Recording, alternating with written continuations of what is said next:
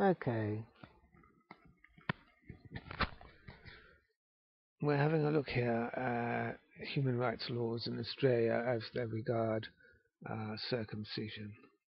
We're talking about the degenderizing of circumcision laws, and we're talking about the Human Rights and Equal Opportunity Commission and their Sex Discrimination Commissioner.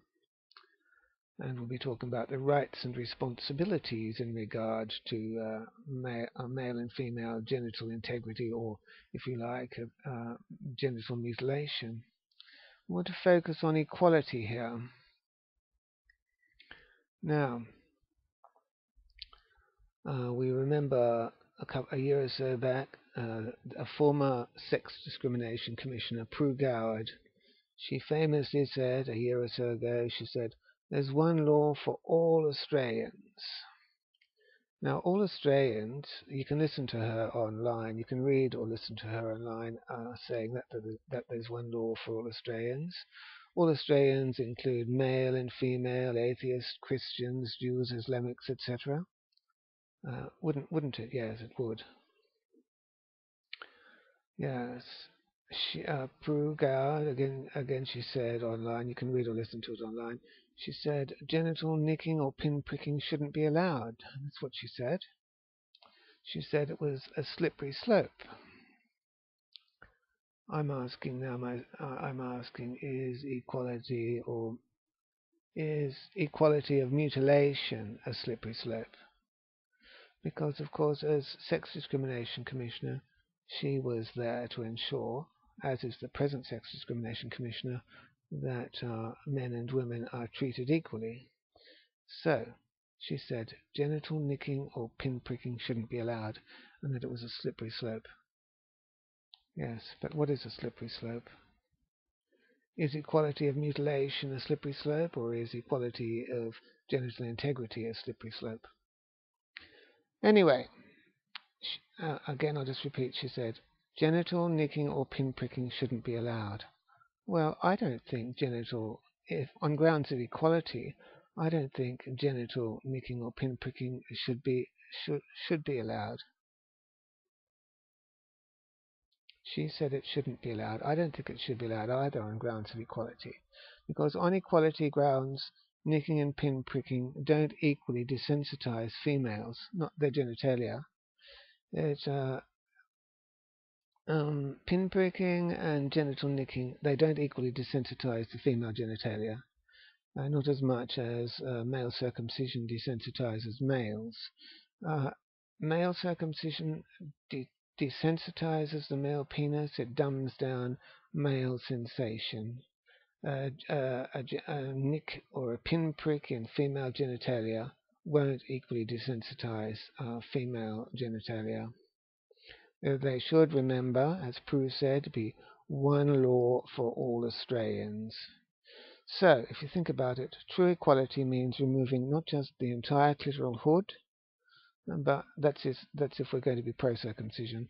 True equality means removing not just the entire clitoral hood, but a piece of the clitoris as well, if you think about it. Because there are more nerve endings in the male foreskin, as far as I understand it, there are more nerve endings in the male foreskin than in the clitoral hood.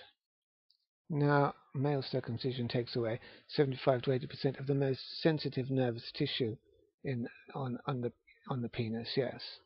So if you're going to have true equality, and keeping in mind that there are less nerve endings in the clitoral hood than there are in the male foreskin, true equality means removing not just the entire clitoral hood, but a piece of the clitoris as well.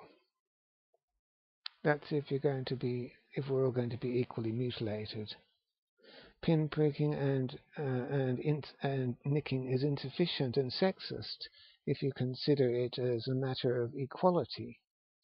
If we're going to be right and responsible and equal, well, pin-pricking and genital nicking they won't desensitize the female genitalia. It's an easier option for women, isn't it? It's letting them off the hook for their rights and their responsibility. There are responsibilities and rights about male and female genital integrity and male and female genital mutilation.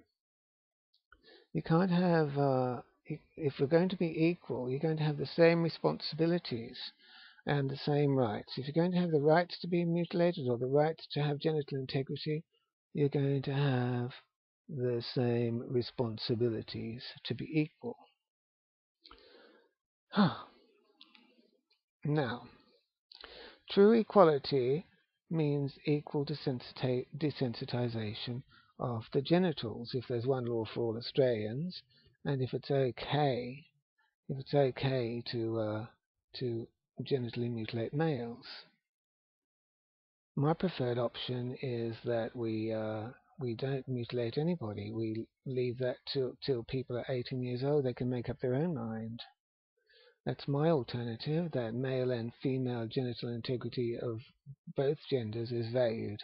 Then we could have truly one law for all Australians that way. But yes,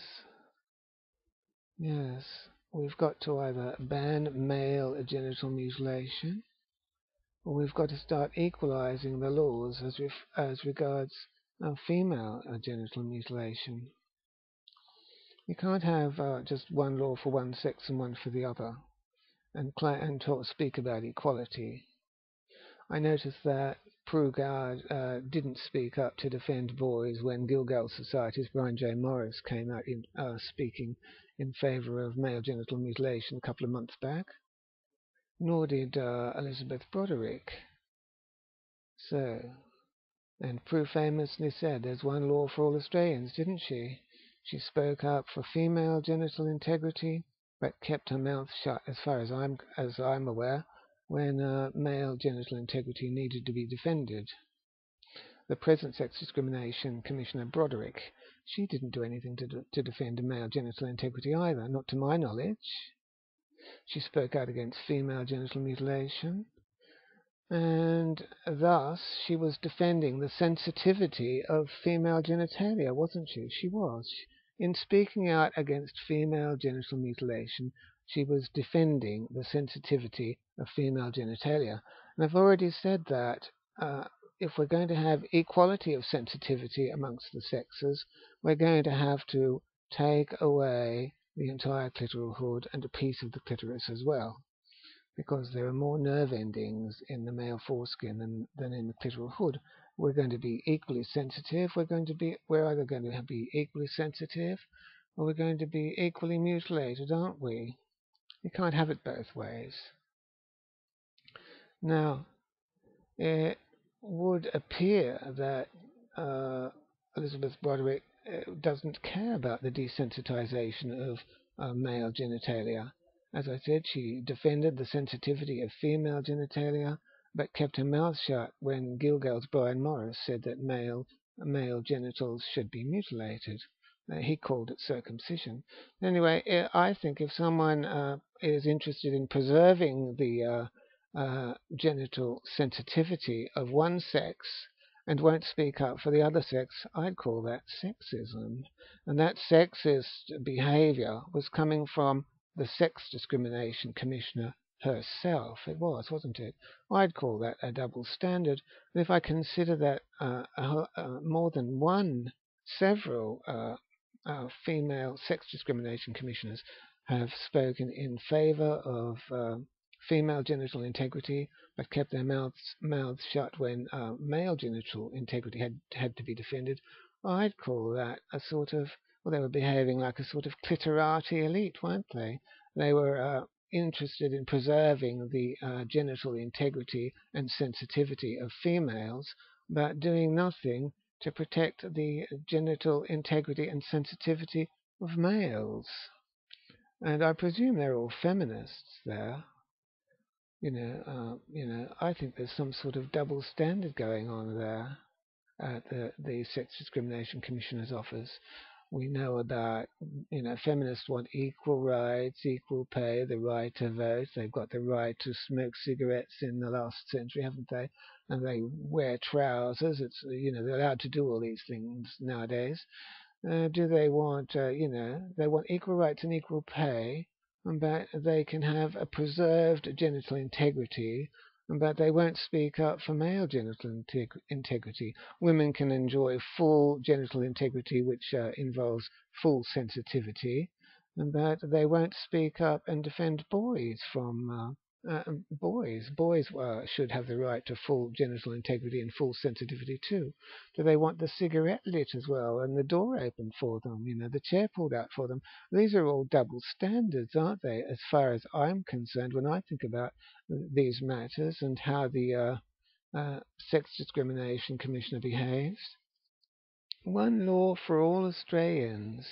Yes, I presume if a little girl is taken overseas for circumcision tourism and gets her genitals mutilated overseas, I presume that if when she comes back to Australia, her parents can be charged. Well, as far as I'm concerned, if the laws are ever changed to defend male genital integrity, well, circumcision tourism for boys should be outlawed too.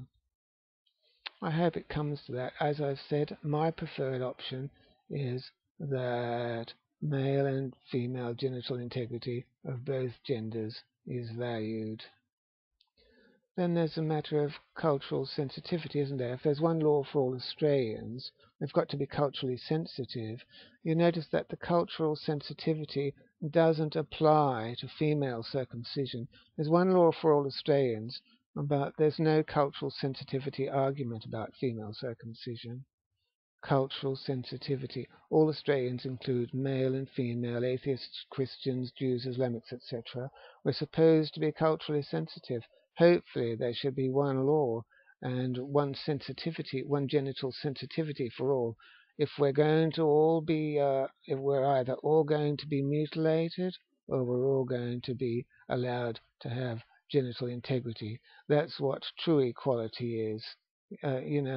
Equality for one and not for the other isn't equality at all, and the Sex Discrimination Commissioner should know better. As I said, they've spoken out against female genital mutilation, thus defending the genital sensitivity. They've defended the sensitivity of female genitalia, but they wouldn't appear to care about the desensitization of male genitalia. I've lost 75 to 80% of my nervous tissue. And if we're going to do that to girls, if we're going to have equal treatment for girls as far as female genital mutilation is concerned, surely they too should lose 75 to 80% of their nervous tissue on their genitalia. And as I said, there are more endings in the male foreskin more nerve endings in the male foreskin than in the clitoral hood. And true equality would mean removing not just the entire clitoral hood, but a piece of the clitoris as well. Anyway, my view is that we get rid of male and female genital mutilation and defend genital integrity for all. I hope that the new Sex Discrimination Commissioner is someone who will defend the genital sensitivity of both males and females.